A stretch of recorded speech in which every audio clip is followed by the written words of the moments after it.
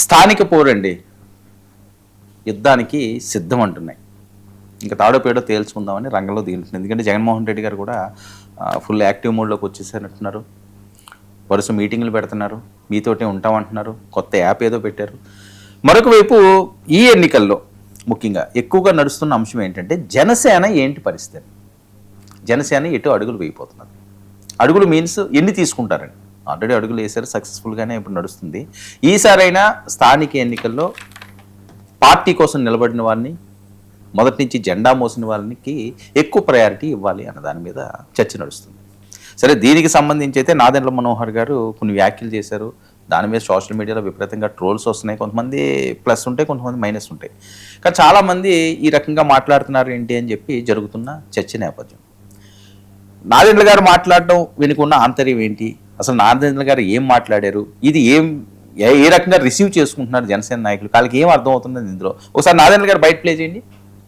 పవన్ కళ్యాణ్ గారు రాష్ట్రపతిని దృష్టిలో పెట్టుకుని సార్వత్రిక ఎన్నికలప్పుడు అవసరమైతే మనం తగ్గుదాం,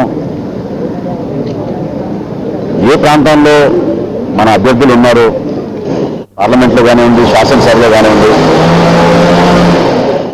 వాళ్ళందరికీ కూడా పోటీ చేసే అవకాశం ప్రతి ఒక్కరికి ఈ సందర్భంలో కల్పించలేకపోతామేమో. కానీ రాబోయే రోజుల్లో పార్టీని బలోపేతం చేసుకుంటూ ముందుకెళ్దాం. 2024లో జరిగిన ఎన్నికలు మాత్రం ఓటు చీలనివ్వం అనే మాట ఆయన ఇచ్చినందుకు దాన్ని గౌరవించుకుంటూ ఎక్కడ కూడా పొరపాటు లేకుండా ఆయన నిలబడ్డారు. కూటమిలో మేము 4 అడుగులు వెనకేసినా కూడా అది కూటమిని బలపరచడానికి ఎన్డీఏ భాగస్వాములుగా మేము ఒక బాధ్యతతో ముందుకెళ్ళాం తప్ప అది ఈ రోజున కూడా స్థానిక సంస్థల్లో అదే రీతిలో ముందుకెళ్తున్నాను కూడా అది పొరపాటు. కొంతమంది అడుగుతారు, మనం ఎక్కడి నుంచి పోటీ చేయబోతున్నాం, స్థానిక సంస్థలు రాబోతున్నాయి, ఎన్ని సీట్లు ఇస్తారు, మనకి ఎన్ని సీట్లు ఇస్తారనేది కాదు కదా, మన నాయకత్వం ఎక్కడ బలంగా ఉంది, మన నాయకత్వం ఎక్కడ గెలవగలుగుతుంది, మన నాయకత్వం చూసి ప్రజలు ఏ విధంగా ఆదరిస్తున్నారు, అటువంటి ప్రదేశాలు, అటువంటి ప్రాంతాలు మనం గుర్తించిన తర్వాతే అక్కడ మనం పోటీ చేయగలుగుతాం అనే హక్కు అప్పుడు మనకు వస్తుంది, మనం మాట్లాడగలుగుతాం. అంతేగాని 4 ఫ్లెక్సీలు కట్టుకుని పేపర్లో 4 అడ్వర్టైజ్మెంట్లు వేసుకున్నంత మాత్రాన మన నాయకత్వం రాదు మనకి. అది మాత్రం మీరు గుర్తుపెట్టుకో. నాదెండ్ల గారి అభిప్రాయం ఏంటంటే 4 ఫ్లెక్సీలు పెట్టుకోండి, 4 సార్లు లేకపోతే సీఎం అను లేదా ఇలాంటివి ఏమన్నా అడుపులు అరిస్తే నాయకత్వం రాదు. ఎందుకంటే 2019లో వాళ్ళు చూశారు కాబట్టి.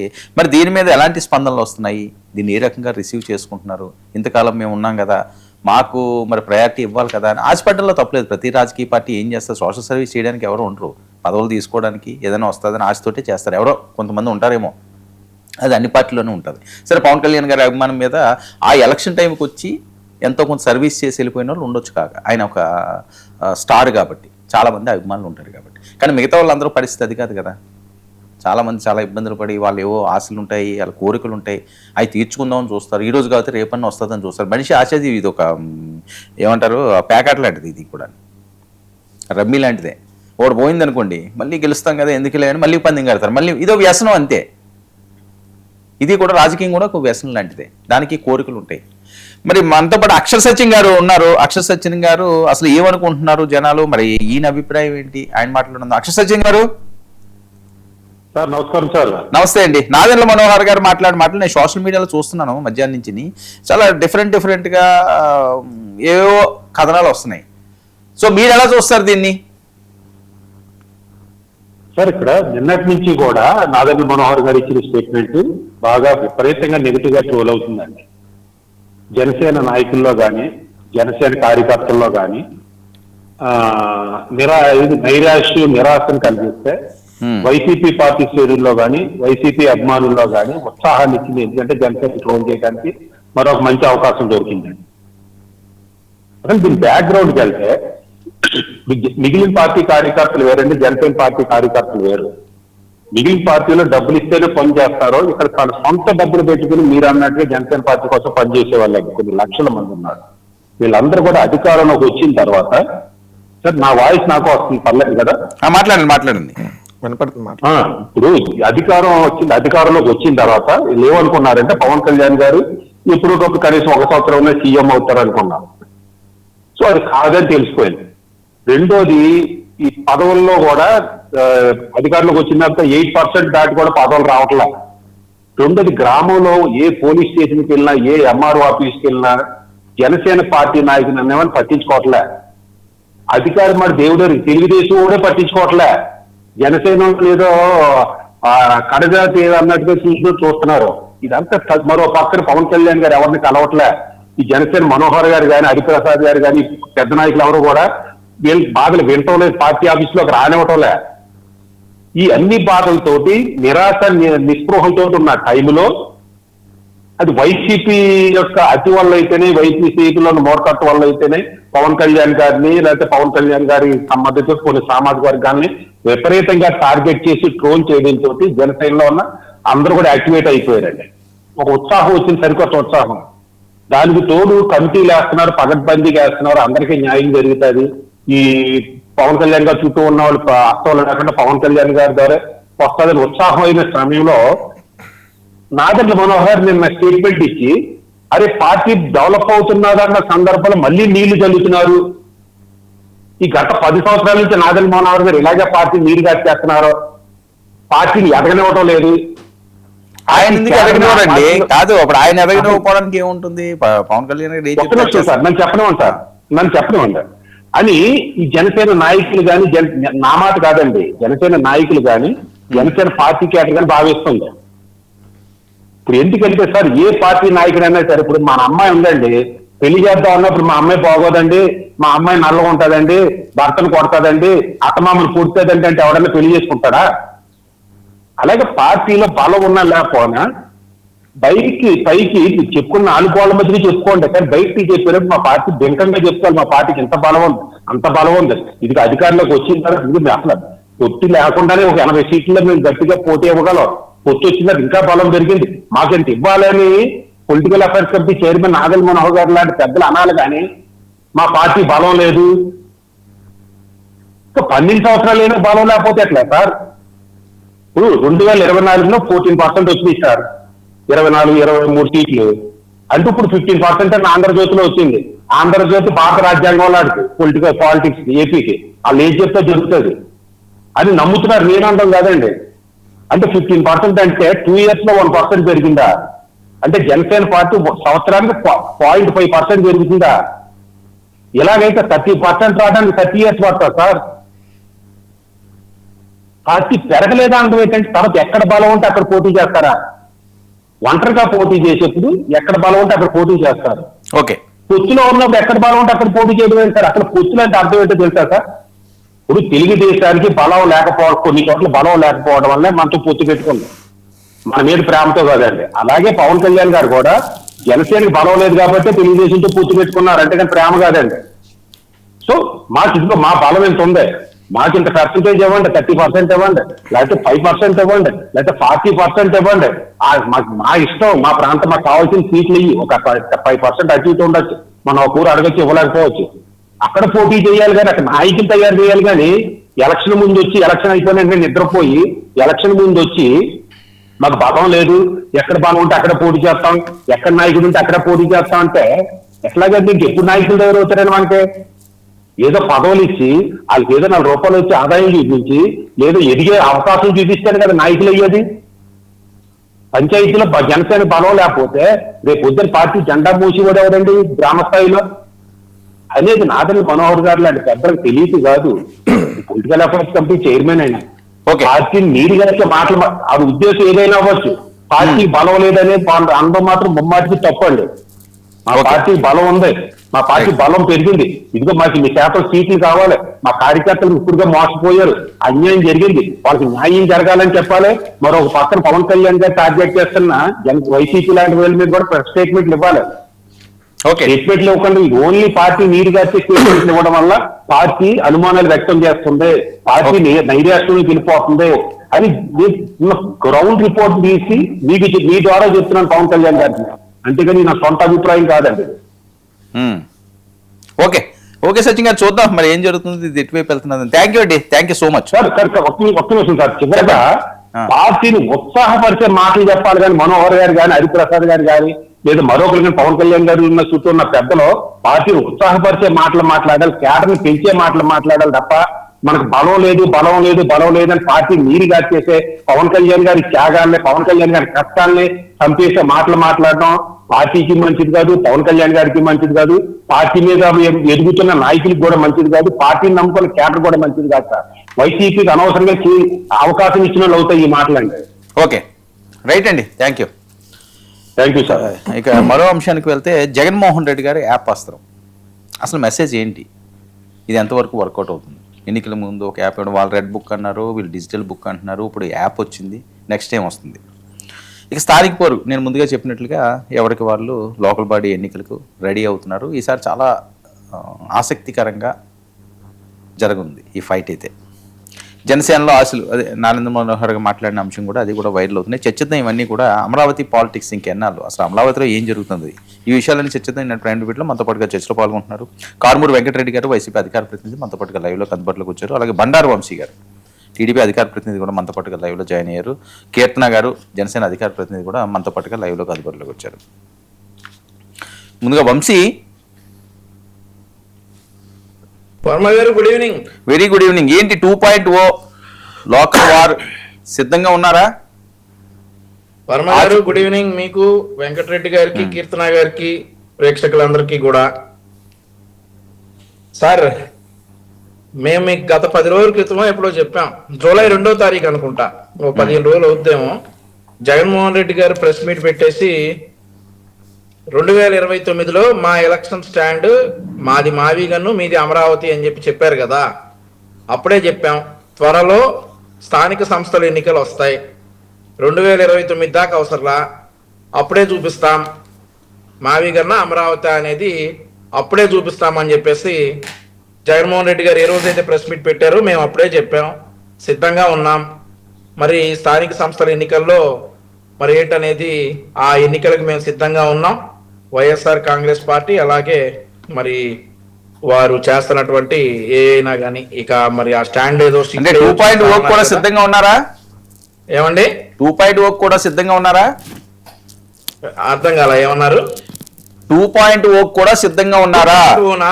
డిజిటల్ యాప్ ఫర్ యూ అవన్నీ గతంలో ఎప్పుడైనా పెట్టుకున్నారు కదా సార్, ఒక యాప్ ఏదో రప్ప యాప్ అని అప్పుడే ఏదో స్టార్ట్ చేస్తున్నారు కదా. అవేమో యాప్లు లేవులేండి. వేరా సార్?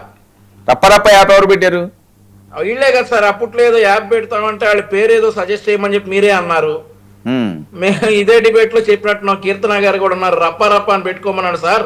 ఈ మధ్య వాళ్ళందరూ కూడా రప్ప అనే ఏదో చాలా వాళ్ళు ఏదో ట్రెడిషనల్ డైలాగ్ లాగా అందరూ కూడా రప్ప అని అంటా ఉన్నారు. ఆ యాప్ పేరు అది పెట్టుకోమని చెప్పాం. అది కాదా సార్ ఇప్పుడు కొత్త యాప్? ఆ యాప్ ఏదో గతంలో 3 నెలల క్రితం 4 నెలల క్రితం ఏదో యాప్ వస్తా ఉందన్నారు. ఈ యాప్ అయినా నాకైతే గుర్తులేదు, ఎందుకంటే ఎక్కువ ఫాలో అవ్వను కాబట్టి వాళ్ళ పాలిటిక్స్. ఆ యాప్ అయినా, ఆ యాప్ వేరా, ఈ యాప్ ఇంకోటా సార్? నాకు అర్థం కాలేదు. ఎందుకు పాలిటిక్స్ ఫాలో అవరు? వాళ్ళు ఏ పోస్ట్ పెట్టినా వెంటనే ఎలా తీసి చూపిస్తారు, ఇదిగో ఇది పెట్టారు చూడండి, నిన్న మొన్న. సార్ ఈ యాప్లు ఇవన్నీ కూడా ఇప్పుడు మైటీడీపీ యాప్ అని మాది ఉంది సార్. మాది ఇప్పుడు కాదు, ఎప్పటి నుంచో ఉంది. మేము ట్రెడిషనల్ గా అది ఫాలో అవుతానే ఉన్నాం. వీళ్ళు ఒక రోజు డిజిటల్ బుక్ అంటారు, ఒక రోజు రప్ప అంటారు, ఒక రోజు ఆ యాప్ అంటారు, ఇంకో రోజు ఈ యాప్ అంటారు. ఇదైతే నేను ఫాలో అవ్వలా. ఏదన్నా మాట మీద నిలబడే పార్టీ అయితే సరే, ఏదో చెప్పారు ఈ స్టాండ్ అప్పుడు దాకా ఉంటది కాబట్టి ఫాలో అవ్వచ్చు. వీళ్ళకి అది లేదు కదా. వీళ్ళు మాట మీద నిలబడే వాళ్ళు అయితే మేము సరే, ఒక మాట మీద అయితే సరే ఈ యాప్ అయిపోయింది, ఇంకో 6 నెలలకి ఇంకో యాప్ వస్తుంది కదా, ఆ యాప్ ఈ యాప్ ఒకటేనా? గతంలో 6 నెలల క్రితం ఏదో యాప్ అన్నారు, యాప్లు అన్ని వస్తాయని అన్నారు. మరి ఆ యాప్ ఈ యాప్ ఒకటేనా అయితే నాకైతే తెలీదు. సరే ఓకే, చెప్పండి. సరే ఇంకో విషయం ఏంటి, నాగార్జున యాదవ్ కి బెయిల్ వచ్చింది, మళ్ళీ ఏపీలో ఏదో అరెస్ట్ చేస్తారని మరీ ట్రోల్ అవుతున్నది. ఎవరు చేస్తున్నారు? వాస్తవం అది ఏదో చంద్రబాబు నాయుడు గారు అన్నారు. యాప్ల గురించి అవటం ఇంకా అయిపోలా. సరే ఇప్పుడు ఈ యాప్ లో ఏముంటుందో వెంకటరెడ్డి గారు వివరిస్తారనుకోండి, అది వేరే. ఆయన వివరిస్తారులేండి, ఆయన వివరించాక మళ్ళీ మీరు మాట్లాడదురు కానీ నాగార్జున యాదవ్ గురించి చెప్పండి. నాగార్జున యాదవ్ అని ఇప్పుడు బెయిల్ వచ్చిందా సార్? ఇవాళ అరెస్ట్ అయిన వాళ్ళు డెఫినెట్ గా బెయిల్ వస్తుంది సార్, గ్యారంటీగా. మళ్ళీ అరెస్ట్ చేస్తారని కదా, అలాగే జరుగుతుందని. సార్ జనపల్లి శ్రీనివాసరావు లాగా 5 సంవత్సరాలు ఉండరు సార్. కోడికత్తి అనేటటువంటి ఒక చిన్న దాని మీద 5 సంవత్సరాలు జైల్లో పెట్టారు కదా, 5 సంవత్సరాలు ఎవరు ఉండరు. అరెస్ట్ అయిన వాళ్ళకి డెఫినెట్లీ బెయిల్ వస్తుంది. అలా నాగార్జున యాదవ్కి వచ్చి ఉంటది. మరి ఆంధ్రప్రదేశ్ రాష్ట్రంలో కూడా ఏదైనా ఆయన మీద కేసు పెండింగ్ ఉంటే ఆయన ఈ ఆంధ్రప్రదేశ్ రాష్ట్ర పోలీసులు కూడా అరెస్ట్ చేసే అవకాశం ఉంది. మరి రిమాండ్ అవుతాడా లేదా అనేది ఆ కేసులో ఉన్న గ్రావిటీని బట్టి తెలుస్తుంది. అయితే కరెక్టే మాట, నేను చదువుతున్న న్యూస్ వస్తున్న న్యూస్ అవకాశం అయితే ఉంది, అంతేనా? అది సార్ ఒక విషయం సార్. అతని మీద ఏదైనా కేసు పెండింగ్ ఉంటే డెఫినెట్లీ ఉంటది, అరెస్ట్ చేసే అవకాశం. ఆ గతంలో ఎక్కడో చిత్తూరు దగ్గర కుప్పం దగ్గర ఏదో కేసులు తీసుకుని 41A నోటీసులు ఇచ్చారని నాకైతే తెలిసింది. అదే మొత్తం డీటెయిల్ గా చెప్తున్నారు కదా, ఎక్కడ కేసు ఉంది, ఏమి నోటీసులు ఇచ్చారు. చిత్తూరులో సార్ మీరందరికి కూడా తెలుసు కదా, చిత్తూరు దగ్గర ఏదో కేసులను తీసుకుని వెళ్ళేసి నోటీసులు ఇచ్చేసి పంపించేస్తారు. ఇక మళ్ళీ రాష్ట్రంలో ఏమన్నా అతని మీద కేసులు రిజిస్టర్ అయినాయో లేదో నాకైతే ఐడియా లేదు. ఒకవేళ ఏమైనా పెండింగ్ కేసులు ఉంటే అరెస్ట్ చేసేటటువంటి అవకాశం ఉంటుంది సార్. ఓకే, సో అందుకనే అట ఈ 2.0 ఈ 2.0 దానికై ఇప్పుడు ఎవరెవరు అరెస్ట్ చేస్తారో రాస్తారా సార్?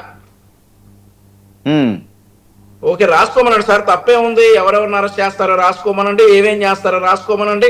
నాకు తెలిసి మా మైటీడీపీ యాప్ లో మేము ఏమేమైతే డైలీ యాక్టివిటీస్ చేస్తాము, ముఖ్యమంత్రి గారు వెళ్ళేటటువంటి సభలు కావచ్చు, మేము ఇచ్చినటువంటి పథకాలు కావచ్చు, లేదంటే ప్రారంభించినటువంటి కంపెనీలు కావచ్చు, రాబోయే కంపెనీలు కావచ్చు, ఆ డేటా అంతా అందులో ఉంటది. మరి ఈ జగనన్న 2.0 యాప్ లో ఏముంటుందో మరి మాకైతే తెలియదు. వెంకటరెడ్డి గారు మాట్లాడినాక మళ్ళీ ఏముంటుందో ఈ యాప్ లో ఒకసారి మళ్ళీ నేను డిస్కస్ చేస్తా. Okay right. వెంకటరెడ్డి గారు ఏంటి 2.0 మాట్లాడదాం. నాగార్జున యాదవ్ బెయిల్ వచ్చింది, ఏవో కుప్పంలో ఏవో కేసులు ఉన్నాయట, మళ్ళీ అరెస్ట్ అయ్యే అవకాశం కూడా ఉంటుంది. ఆల్రెడీ 42 నోటీసులు ఇచ్చి పంపించారు, 41 నోటీసులు ఇచ్చి పంపించారు అని. నాగార్జున యాదవ్ దానికి ఇప్పుడు తెలంగాణలో పెట్టినటువంటి కేసు 5వ కేసు. ఆల్రెడీ 4 కేసులు ఆల్రెడీ విచారణకు వెళ్ళొచ్చున్నాడు. దాంట్లో ఆల్రెడీ నోటీసులు ఇచ్చి విచారణ పిలిచారు, విచారణకు వెళ్ళొచ్చున్నాడు. సో ఇప్పుడు మళ్ళీ కొత్తగా ఇప్పుడు ఇంకో కేసు ఏమన్నా పెడతారా అంటే మనకి బండారు వంశీ గారి మాటల ప్రకారం అక్కడేదో ఉంది ఇక్కడేదో ఉంది అంటున్నారు కాబట్టి ఆల్రెడీ ఓసారి విచారణకు వెళ్ళొచ్చిన తర్వాత వాటి మీద బెయిల్ వచ్చినాక మళ్ళీ బెయిల్ క్యాన్సిల్ అవ్వటం ఉండదు కదా. సో మరి విచారణ ఇంకో కేసు ఏమైనా పెడతారనేది వాళ్ళ దృష్టిలోనే ఉంది కాబట్టి అది పెట్టినా చూద్దాం. వీళ్ళ కేసులు ఏం కొత్త కాదు, మాకు మేము ఆల్రెడీ భరిస్తానే ఉన్నాం కేసుల గురించి. పెడితే పెట్టిన 4 రోజులు కాకపోతే 10 రోజులు ఉంటాం, వస్తాం. దాని గురించి ఓ 10 రోజులు టీవీ ఛానల్కి దూరం అవుతారు అధికార ప్రజలు. అంతకంటే పెద్ద వీళ్ళ గురించి డిస్కషన్ ఏమైనా ఆల్రెడీ 2 ఏళ్ళు అయిపోయింది, మహా అయితే ఇంకో సంవత్సరంన్నర. నాగార్జున యాదవ్ అరెస్టు, ఈ బెయిల్ నేపథ్యం మీ అభిప్రాయం ఏంటి? ఈ రకంగా ఎందుకు అసలు వీళ్ళు అవనియండి, మీరు అవనియండి, లేకపోతే వాళ్ళు అవనియండి, వాళ్ళు యంగ్స్టర్సే కదా. ఒక్క మాట నేను మాట్లాడుతున్నారు, ఒక్క మాట నేను ఇక్కడ చెప్తా. నీతులు అందరూ పాటించాలి. ఒక్క వైఎస్ఆర్ కాంగ్రెస్ పార్టీకి వాళ్ళు ఏదో అందరికీ చెప్తున్నాను, వాళ్ళందరూ కూడా చెప్తున్నారు కదా. వాళ్ళే ఈ రోజు ఇప్పుడు తెలంగాణ ముఖ్యమంత్రి ఇంతకంటే పరుషమైన పద్యాలంతా అవతలాలను మాట్లాడాడు రేవంత్ రెడ్డి గారు. ఎంత దారుణమైన భాషలు మాట్లాడుతున్నారు ఇక్కడ కూడా మనం చూస్తూనే ఉన్నాం. సరే, నాగార్జున యాదవ్ ఆ రోజు ఆవేశం లేదో మాట్లాడి ఉండొచ్చు, అది 2 సంవత్సరాల క్రితంది. 2 సంవత్సరాల తర్వాత మళ్ళీ ఇప్పుడు ఎందుకు తిప్పి అరెస్ట్ చేశారు? రెండోది, దానికి నోటీసులు ఇచ్చి విచారణ పిలవచ్చు. అది 7 years లోపు అవైలబుల్ సెక్షన్స్. దాన్ని రిమాండ్కి వేసేటటువంటిది మరి ఎందుకు వేశారు అనేది ఇక అక్కడ ఉన్నటువంటి న్యాయస్థానాలు మనం క్వశ్చన్ చేయకూడదు కాబట్టి దాంట్లో నేను పెద్ద డెప్త్గా వెళ్ళదలుచుకోవాలి. ఒకటి క్లియర్గా నాకు అర్థమైంది ఏంటంటే, మేము ఏదైతే ఒకటి అంశాన్ని ఏమన్నా బయటకు తీసుకొని వస్తే మాకంటే ఎక్కువ తెలుగుదేశం జనసేన వాటిని ప్రచారంలో తీసుకెళ్తారు. అదేంటో నాకు అర్థం కాదు. జగన్ గారు మావిగన్ అనేటటువంటిది మావిగన్ అని చెప్పి ప్రెస్ మీట్ లో దాదాపు 2.5-3 నెలల క్రితం చెప్పగానే మావిగన్ అని మాకంటే ఎక్కువ తెలుగుదేశం జనసేన ట్రోల్ చేసి ఓహో మావిగన్ అని జగన్ గారు అన్నారు. అసలు ఏంటి మావిగన్ అంటే? ఓహో మచిలీపట్నం, విజయవాడ, గుంటూరు కారిడారా అని వైఎస్ఆర్సీపీ వాళ్ళకంటే ఎక్కువ తెలుగుదేశం జనసేన వాళ్ళ మీడియా తీసుకెళ్లారు. ఏది నెగిటివ్ ట్రోల్స్ చేస్తా. సో అలా ఉంటుంది అనమాట వాళ్ళది. నేను అరెస్ట్ అయితే సగం మందికి వెళ్తే నా నెగిటివ్ గా ఉండేటటువంటి వాళ్ళ మీడియా అంతా నేనేదో హార్పిక్ అన్నా తాగాను, వాళ్ళ బెదిరించాను, వీళ్ళ బెదిరించాను, పారిపోయానని ఇట్లా విపరీతమైన ప్రచారం చేసి నాకు లేనిపోయిన అయిపు తెచ్చారు. అట్టారే ఇప్పుడు మేము ఏం చెప్తే దానికి మాకంటే ఎక్కువ వాళ్ళు పూసుకోవడం వల్ల దానికి మాకు సింపుల్ గా రావాల్సింది హెవీ మైలేజ్ వస్తుంది. సో దానికి ముందుగా తెలుగుదేశం జనసేన వాళ్ళ మీడియా వాళ్ళందరికీ 2 చేతులు ఎత్తి నమస్కారాలు, ధన్యవాదాలు కూడా, థ్యాంక్ యూ. ఎందుకంటే నేను జగన్ 2.0 ఏదైతే 2.0కి సంబంధించినటువంటి ఏదైతే సూపర్ యాప్ అనేది అయితే పెట్టారో దాన్ని మామూలుగా అయితే చూపిస్తే ఎక్కడ చూపించాలి? మా సాక్షికి సంబంధించిన ఛానల్లో, లేదంటే అప్పుడప్పుడు మీరు వార్తల్లో న్యూట్రల్ గా ఉండి మీరు వార్తల్లోనూ చెప్పాలి. 1 నిమిషం 5 నిమిషాల్లో చెప్తారు. దాని మీద డిబేట్లు పెట్టారు. సాక్షి వాళ్ళు డిబేట్ పెట్టలా. సాక్షి వాళ్ళ కంటే ముందే రాత్రే ఏదైతే ఏబిఎన్ టీవీ లేదంటే TV5 అంటే తెలుగుదేశం పార్టీకి సంబంధించిన ఛానల్స్, మహా న్యూస్, వీళ్ళందరూ డిబేట్లు పెట్టి జగన్ ఏదో కొత్త యాప్ చేస్తున్నాడంట, ఎట్టా చేస్తాడు, అదేం యాప్, ఈ యాప్ లో ఏముంది, ఏదో దో నెంబర్ అని ఒకళ్ళేమో అదేదో యాప్ అంట, ఎంతమంది ఎన్ని యాప్లు తెచ్చారు, ఇది యాప్ ఏంది, మేము యాప్ తెస్తే మీకెందుకు డిస్కషన్?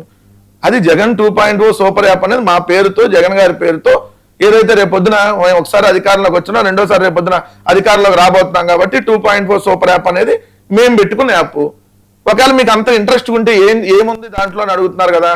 ఏం లేదు, ఇప్పుడు చక్కగా మీరు ఆండ్రాయిడ్ ఉంది కదా, ఆల్రెడీ వంశీ గారి దగ్గర 2 మొబైల్స్ ఉన్నాయి, మన నా పక్కన డిబేట్ లో కూర్చున్నారు కాబట్టి చూసారు 2 ఫోన్లు ఉన్నాయి.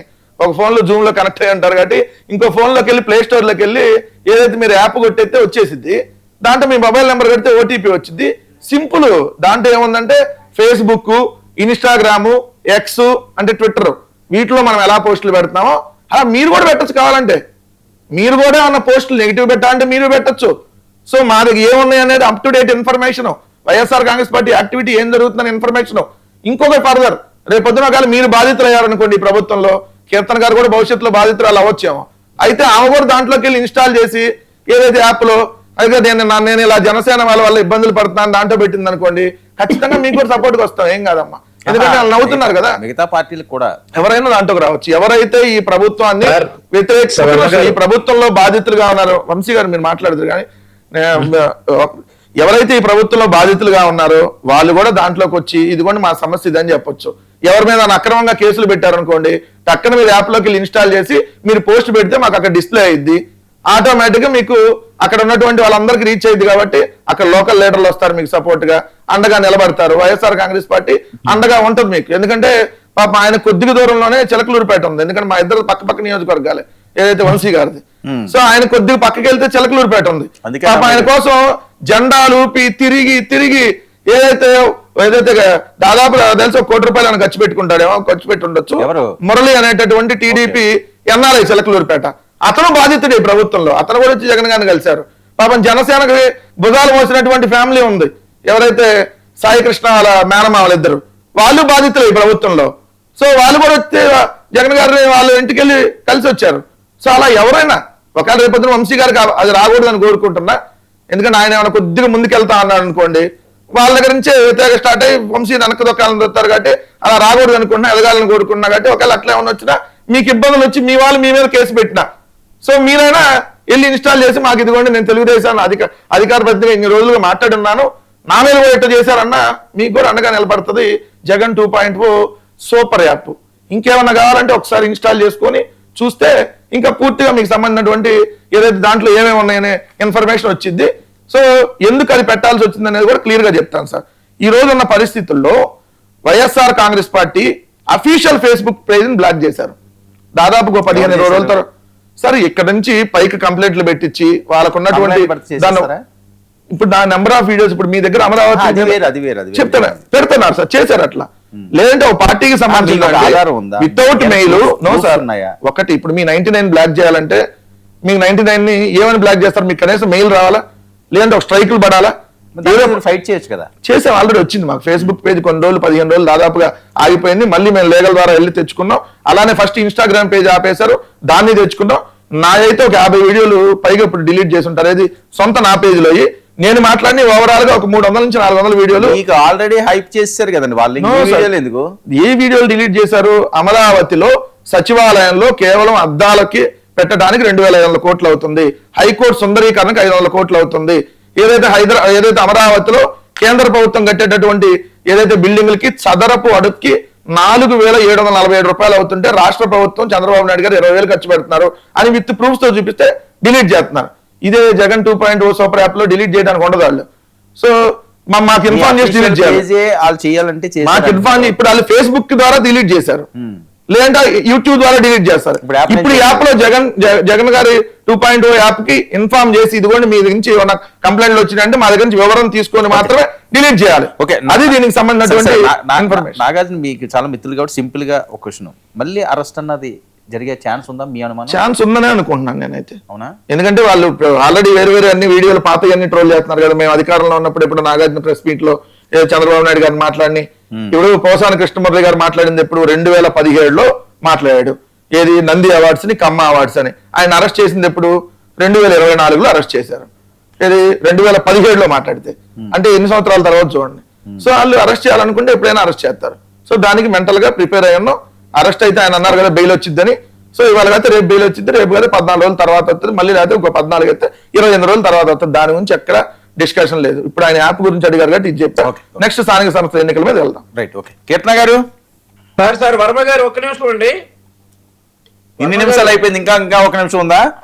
ఒక్క నిమిషం సార్. ఇప్పుడు ఏమా యాప్ జగన్ అన్న యాప్ 2.0 యాప్ నాకు కీర్తన గారికి అవకాశం మరి షర్మిల గారికి సునీత గారికి కూడా ఉందా సార్? ఎవరికైనా చేసుకోవచ్చు, మోడీ గారైనా ఓపెన్ చేసుకోవచ్చు ఒకవేళ ఇంట్రెస్ట్ చూపిస్తే. లోకేష్ గారైనా ఓపెన్ చేయొచ్చు. వారికి జరిగిన మోడీ గారు, లోకేష్ గారు మొబైల్ ఎవరైనా ఓపెన్ చేసుకోవచ్చు. లోకేష్ గారు, మోడీ గారు, వీలైతే దేవాంశ్ కూడా ఓపెన్ చేసుకోవచ్చు. సునీత గారు కూడా డౌన్లోడ్ చేసుకోవచ్చు. దేవాంశ్ గారు కూడా చేసుకోవచ్చు వీలైతే.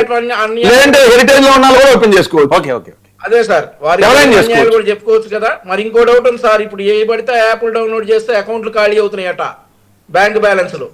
అసలే మన మీద ఆర్థిక నేరాల కేసు ఉంది కదా, మా అకౌంట్ అది అట్లాంటివన్నీ మీకు ఖాళీ అవుతాయి కదా, అలాంటివన్నీ దొంగలన్నీ మీకు మాట్లాడదు చర్చిద్దాం. అదే సార్, ఇప్పుడు జగన్మోహన్ రెడ్డి గారి ఫోటో చూస్తేనే మరి కోర్టులో 32 కేసులు ఉన్నాయి కదా. ఇప్పుడు మా యాప్ అవును, మనకెన్ని కేసులు ఉన్నాయి? గూగుల్ పే మన చంద్రబాబు నాయుడు మీద కేసులు లేవా?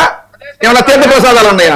గూగుల్ పే హ్యాక్ చేయరు కదా. చంద్రబాబు నాయుడు మీద కేసులు ఉన్నాయా? తీర్థ ప్రసాదాలు ఉన్నాయా?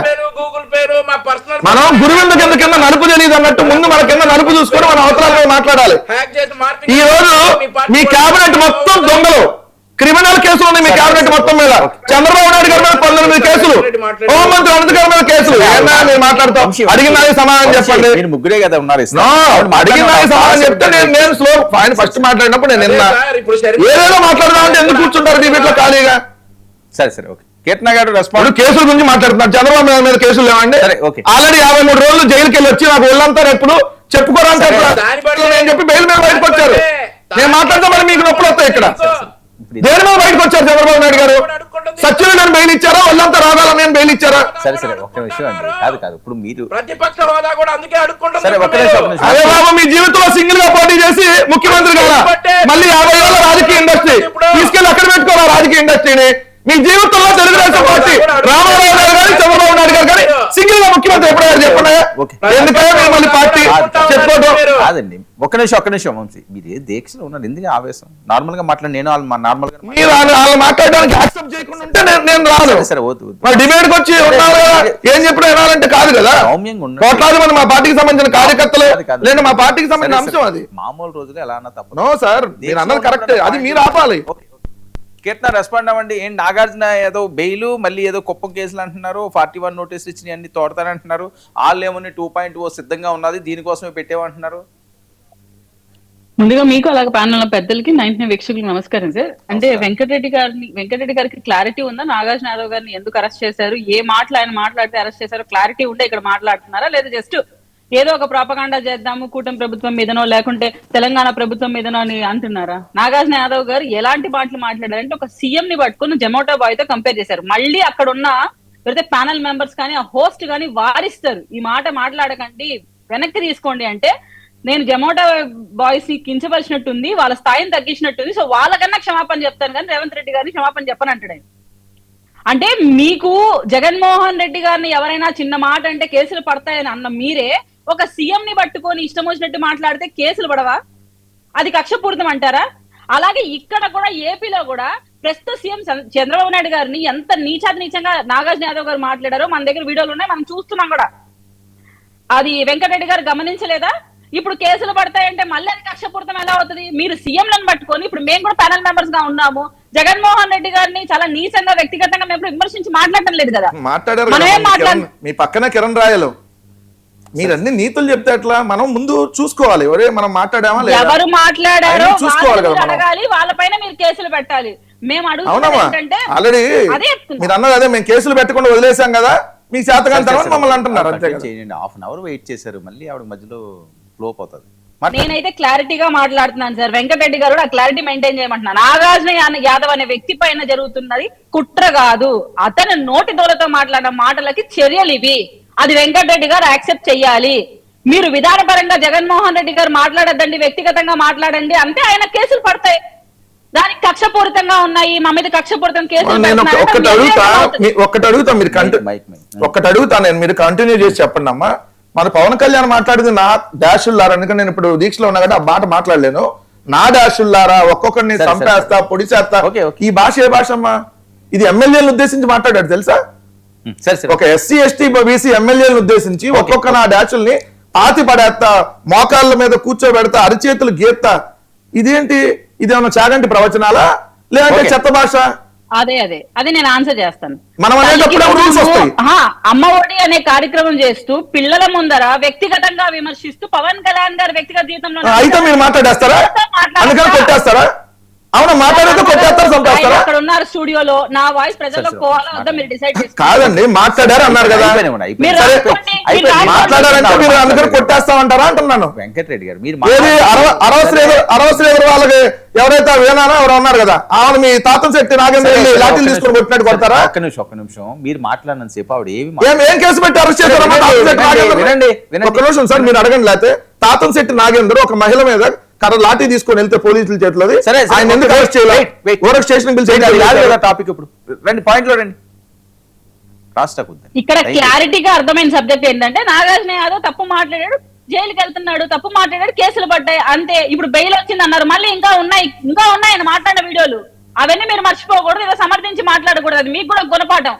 రేపు నెక్స్ట్ మీరు ఉండొచ్చు కదా ఇలాంటి మాటలు మాట్లాడకూడదు అని తెలుసుకోవాలి. వెంకటరెడ్డి గారు, మీ ప్యానల్ మెంబర్స్ ఎవరైతే ఉంటారో మీ వైసీపీ నుంచి వచ్చే వాళ్ళు అర్థం చేసుకోవాలి, ఇలాంటి మాటలు మనం మాట్లాడకూడదు. అండ్ పవన్ కళ్యాణ్ గారి గురించి మీకు క్లారిటీగా చెప్తున్నా, మీ నాయకుడు, మీ అధ్యక్షుడు సీఎం హోదాలా ఉండి ఎవరైతే పిల్లలు ఉంటారో వాళ్ళని దిశ నిర్దేశం చేసి మాట్లాడే సమయంలో పవన్ కళ్యాణ్ గారి వ్యక్తిగత జీవితం గురించి మాట్లాడాల్సిన సందర్భం కాకపోయినా దిగజారి నీచంగా మీరు ప్రవర్తించారు కాబట్టే విసుగు చెందిన పవన్ కళ్యాణ్ గారు పదే మీ మాట తీరు ఇలాగే ఉంది కాబట్టి చెప్పుతో కొడతానన్నాడు. అది తప్పు కాదు. చెప్పుతో కొడతాను తప్పు కాదు. వీర మహిళలను ఎక్కడి నుంచి తయారు చేసుకొచ్చారమ్మా? మీరు కంట్రీ నుంచి దిగొచ్చారా? ఆవిడ ఆపేస్తున్నారు కదా అండి. ఆయన చెప్పు తీసుకున్నంత తప్పు కాదంట. మీరు మోడరేటర్, మీరు నన్ను అడ్డుపడద్దు అంటారు. ఆయన చెప్తున్నాడు ఆవిడ ఏ సందర్భం అది తప్పే కదా అని చెప్పాలి కదా. మీరు 100 సార్లు చెప్పి ఎలా తీసుకొస్తాని 100 సార్లు డిబేట్ ఎలా ఇంకా దాన్ని? వర్మ గారు, ఇప్పుడు నేను వెంకటరెడ్డి గారు పక్కన ప్యానెల్ లో కూర్చుంటామండి, మీ స్టూడియోకి వచ్చి కూర్చుంటాం. నేను వెంకటరెడ్డి గారిని ట్రిగర్ చేస్తూనే ఉంటా. అప్పుడు మా మధ్య గొడవ జరగదా? రెచ్చిపోమా? ఎన్నిసార్లు ఓపిక పడతారు పవన్ కళ్యాణ్ గారు?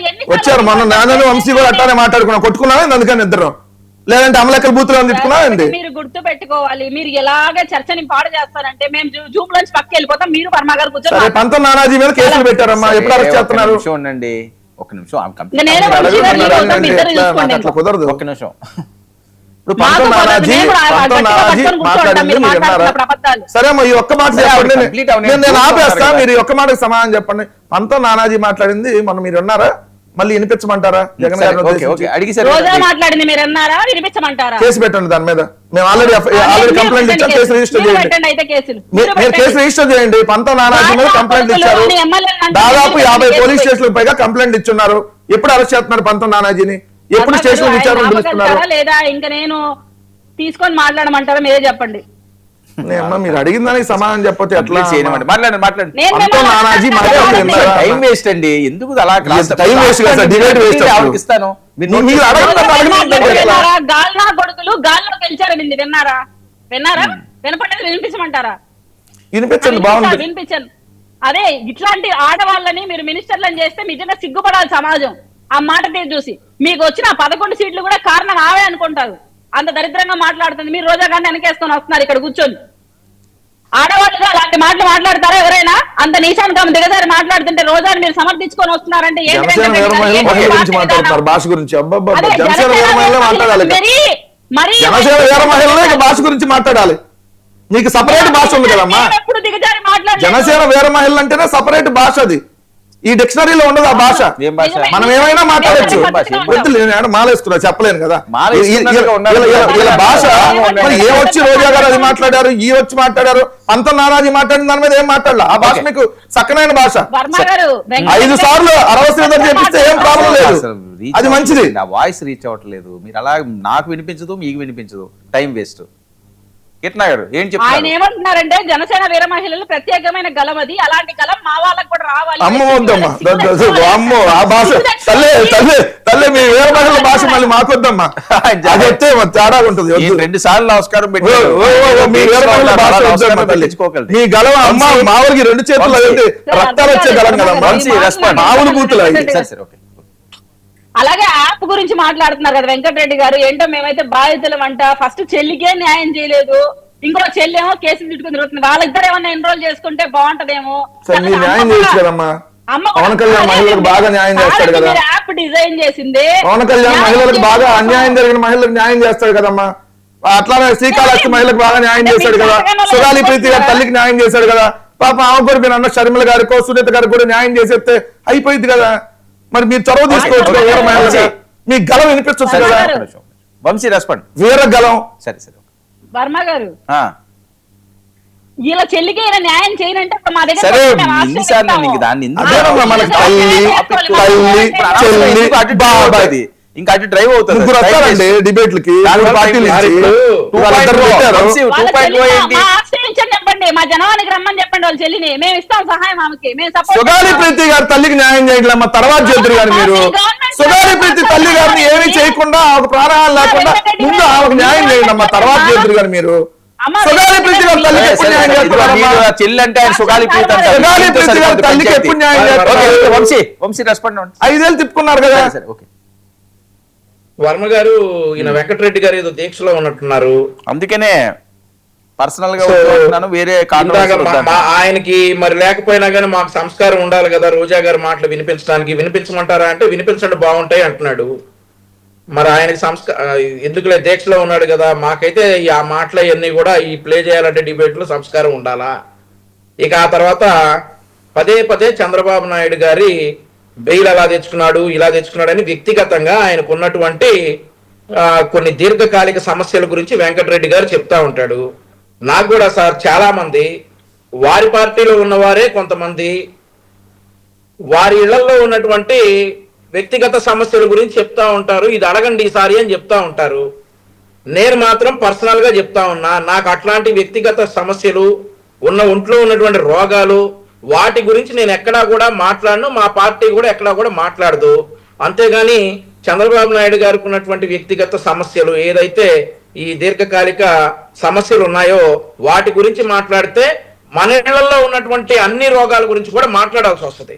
అది మా సంస్కారం కాదు, మమ్మల్ని అంత నీచానికి మీరు దిగజార్చొద్దు దయచేసి. మరొకటి నేను సమస్య ఉన్నదాన్ని ఎవరు తప్పను సార్, ఎవరికైనా హెల్త్ ఇష్యూస్ ఉంటాయి, దాన్ని నేను ఎవరు కాదంటలేదు.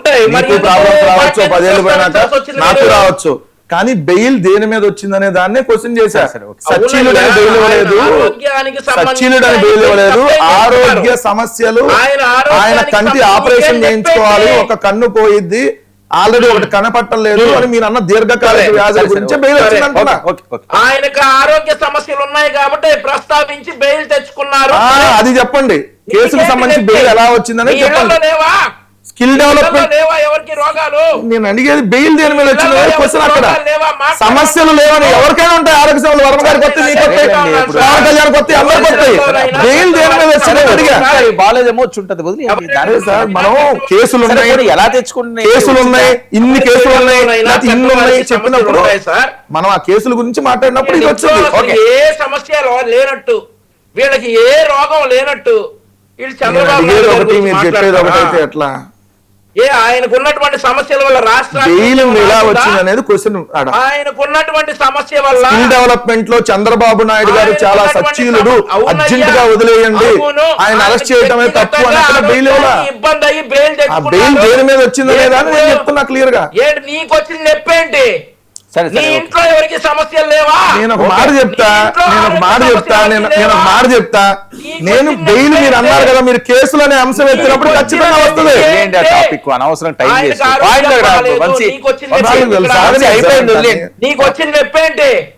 చంద్రబాబు నాయుడు గారికి నొప్పులు ఉంటే నాకెందుకు వస్తుంది నొప్పి? సరే వంశీ, టైం వేస్ట్. ఇప్పుడు అది డిబేట్ పాయింట్ అవసరమైన సేపు అయిపోయింది, చెప్పాడు కదా. ఇప్పుడు ఆయన ఆరోగ్యం గురించి సరే అందుకని మీరు మాట్లాడారు కదా, అయిపోయింది ఎంత దూరం తీసుకెళ్తాం దాన్ని. సంవత్సరాల వ్యక్తి ఆరోగ్యం గురించి మాట్లాడుతున్నప్పుడు why don't you talk? Is that a debate point? సరే అయిపోయింది కదా, టాపిక్ అయిపోయింది, రండి పాయింట్ లోకి రండి. అయిపోతే వదిలేయాలా? ఏం చేస్తారు మాట్లాడినప్పుడల్లా మేము వదిలేస్తా ఉండాలా? ఇది సరే మీరు మాట్లాడారు కదా, ఎలా చేసాం, ఇంకా అదే పట్టు కూర్చుంటే అవ్వదు కదా డిబేట్. ఇంకంతే కాదు, ఇదే పాయింట్ మీ దగ్గర ఉంది, ఇదే మాట్లాడదాం. ఆరోగ్య సమస్యలు మరొకసారి చెప్తా ఉన్నా, ఒక్క నిమిషం నాకు టైం ఇవ్వండి. చంద్రబాబు నాయుడు గారి ఆరోగ్య సమస్యల గురించి మాట్లాడేటప్పుడు మనం ఎలా ఉన్నాం అనేది ఒకసారి చూసుకోండి. నిన్న మొన్న కింద పడబోయాడు, మరి కళ్ళు తిరిగి పడబోయాడు, ఎలా పడబోయాడు జగన్మోహన్ రెడ్డి. ఆయన ఆరోగ్యం సంగతి ముందు చూసుకోండి. అందరూ ఎలా పడబోయాడు. సరే ఓకే. అదే మీరు కేసులు అంటే నేను ఖచ్చితంగా మీ కేసులు బెయిల్ దగ్గరికి వెళ్తా. అవన్నీ చూసుకోండి. జగన్ గారి మీద కేసుల గురించి ఎత్తితే మీ కేసులు మీ బెయిల్ గురించి ఎత్తుతా. సో వర్మ గారు చంద్రబాబు నాయుడు గారి ఆరోగ్య సమస్యల గురించి ప్రస్తావిస్తే, ఆయన వ్యక్తిగత ఆరోగ్య సమస్యల గురించి ప్రస్తావిస్తే మేము చాలా దూరం వెళ్తామని మరొకసారి డిబేట్ సాగిద్దామంటే హలో ప్రతి దగ్గర నుంచి వెళ్దాం. వంశీ వంశీ దాని కాదు కదా. సరే వంశీ వంశీ వెళ్దామా వంశీ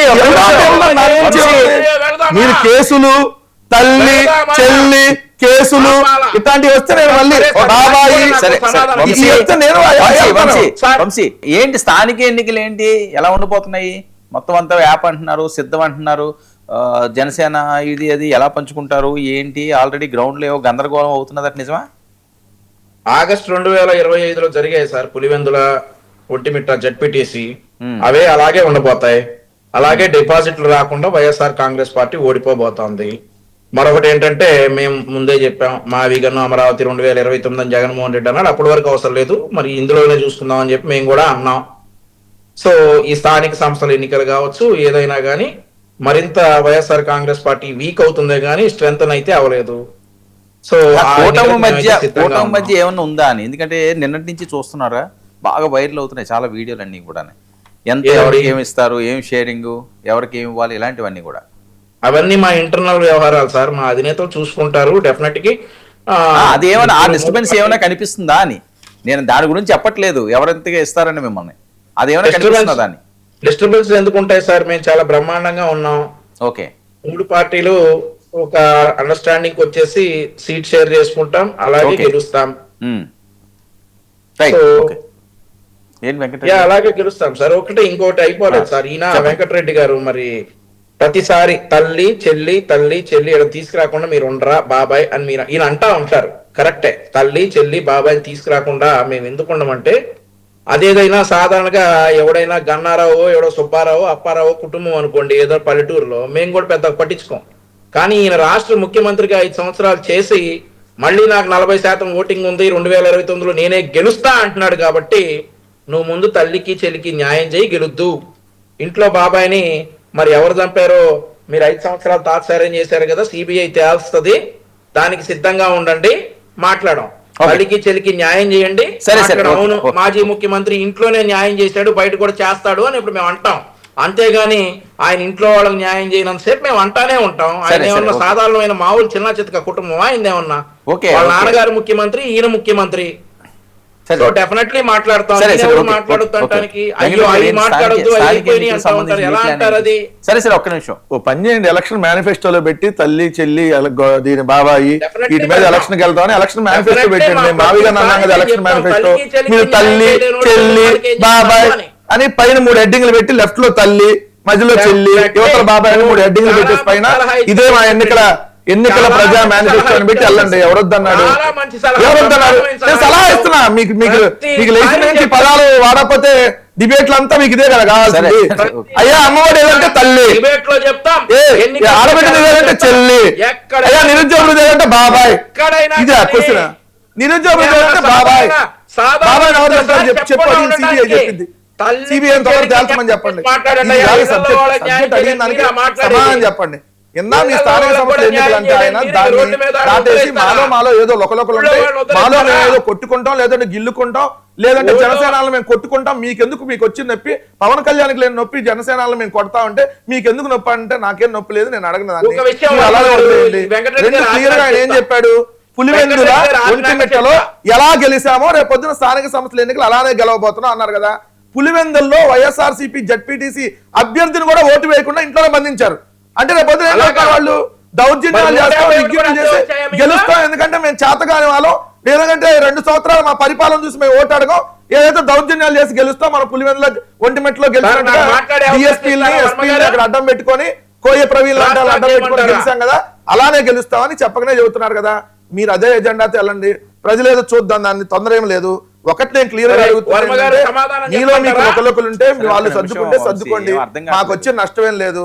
జనసేన వాళ్ళు ఏమడిగినా 15% కాదు 5% ఇచ్చినా పర్లేదని వాళ్ళు అంటారు. ఇప్పుడు నేను పొద్దున పేపర్లో చూస్తే 80% తెలుగుదేశం వాళ్ళు పోటీ చేస్తారు, 15% జనసేన, 5% బీజేపీ వాళ్ళు పోటీ చేస్తామని లోకేష్ గారు స్టేట్మెంట్ ఇచ్చారు. ఒక్క నిమిషం నుండి కీర్తన గారు మీరే మాట్లాడారు. ఏంటి కీర్తన గారు కరెక్టా ఇది? 15,580 ఒక పేపర్ ఆర్టికల్ ని బేస్ చేసుకొని లోకేష్ గారు స్టేట్మెంట్ అమ్మ, పేపర్ ఆర్టికల్ కాదు. పొద్దున మీరు పేపర్లు చదవాలి. ఒక విషయం ఆలోచించండి అమ్మా, TDP working president Nara Lokesh TDP వాళ్ళతో సమావేశమై కోఆర్డినేటర్లతో ఎన్నికల్లో 3 పార్టీలకు 80:15:5 నిష్పత్తిలో సీట్లు ఇస్తున్నాము, ఇదే అని చెప్పి త్వరలో జిల్లా మండల పరిషత్ ఎన్నికలు జరగబోతా ఉన్నాయని ఇచ్చిన స్టేట్మెంట్. ఆంధ్రజ్యోతి రాధాకృష్ణ రాస్తే ఆయన అడగండి. లోకేష్ స్టేట్మెంట్ ఇచ్చాడు, పర్లేదండి 15 కాదు మాకు 5 వచ్చినా పర్లేదు, 1 అర ఇవ్వకపోయినా పర్లేదు, అసలు ఏమి ఇవ్వకపోయినా పర్లేదు అంటే అది మీ విజ్ఞతకు వచ్చేస్తామమ్మా, మాకు సంబంధం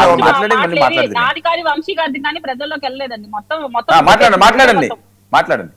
ఒకటి వినండి వెంకటరెడ్డి గారు, పార్టీ ఇంటర్నల్ విషయాల గురించి మీరు ప్రస్తావించి మాట్లాడతానంటే నేనైనా వంశీ గారైనా ఇంకా మీకు ఎట్లా మాట్లాడతారు? మా పార్టీలో ఎవరైనా మాట్లాడితే మీరు మాట్లాడి డిబేట్లు పెట్టలేదా?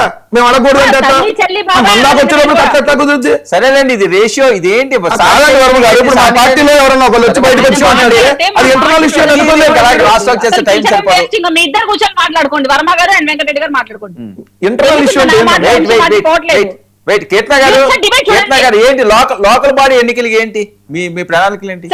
నాగన్న మనోహర్ గారు ఏం చెప్పారు సార్? అది తీసుకోమనండి, బహిరంగంగా వచ్చి ఏం మాట్లాడారు? అవును, ఏం మాట్లాడారు? సరే ఒక నిమిషం అండి, ప్రతిదానికి ఎందుకు మీరు అడగరు? 5 నిమిషాలు డిబేట్ చెప్పనివ్వండి.